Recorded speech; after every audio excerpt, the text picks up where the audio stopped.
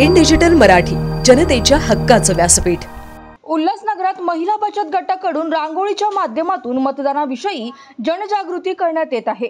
महापालिका प्रवेशद्वाराजवळ बचत गटाच्या महिलांनी भव्य रांगोळ्या रेखाटल्यात।